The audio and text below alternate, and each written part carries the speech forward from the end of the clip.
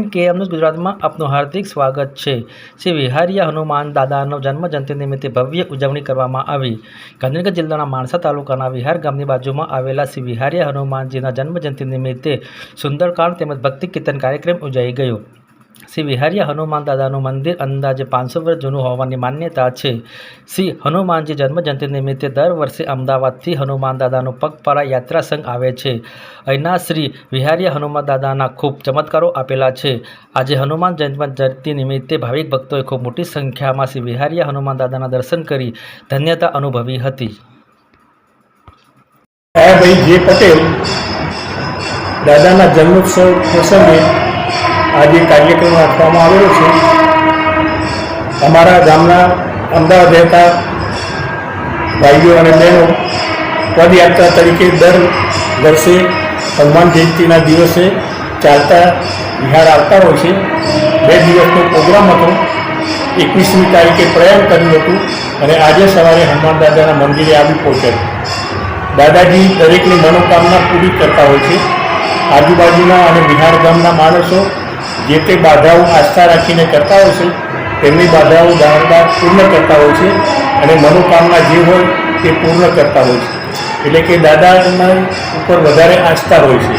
ખાસ કરીને વાત કરીએ મંત્રી સાહેબ કે અહીંયા આગળ જે વિઝાનું જે કંઈ કામ અટક્યું હોય અને દાદા જોડે વાત કરવામાં આવે તો દાદા તરત એમની મનોકામના પૂર્ણ કરે છે, બાબત શું કહેશો? જે બાધા રાખતા હોય છે તે પૂર્ણ કરતા હોય છે અને એના દર્શન કરવા માટે આવતા હોય છે। ખાસ કરીને સુખડી અને વડાનો પ્રસાદ ધરાવતા હોય છે દાદાને અને શ્રીફળ પણ કેટલાક લોકો ધરાવતા હોય છે। દર જન્માષ્ટમીએ અહીંયો મોટો મેળો ભરાતો હોય છે। આજુબાજુના 6-7 ગામના લોકો અહીંયો મેળામાં આવતા હોય છે અને ભવ્ય મેળો 4 રસ્તા ઉપર ભરાતો હોય છે। અવારનવાર પણ આજુબાજુના ગામના લોકો પોતાની મિટિંગો રાખતા હોય છે, દાદાના ભજન કીર્તન કરતા હોય છે, મારુતિ યજ્ઞ પણ કરતા હોય છે।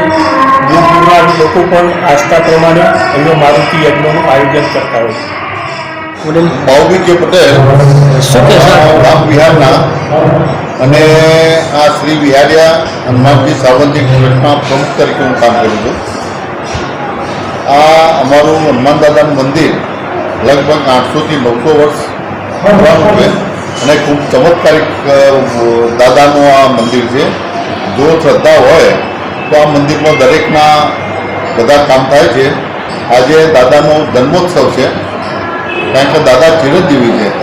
દાદાને સીતાજી તરફથી વચન આપવામાં આવેલું એટલે એ પોતે ચિરંજીવી છે અને શ્રી રામચંદ્ર ભગવાન જ્યારે અયોધ્યા છોડીને આ પૃથ્વી લોકમાંથી વિદાય લઈ રહેલા એ વખતે પણ હનુમાનજીએ એવું કહ્યું કે ભગવાન મારે તમારી સાથે આવવાનું છે। ત્યારે રામજીએ એમને ના પાડી અને કહ્યું હનુમાનજી તમારે કલયુગ જ્યાં સુધી રહે ત્યાં સુધી આ પૃથ્વી ઉપર તમારે રહેવાનું છે।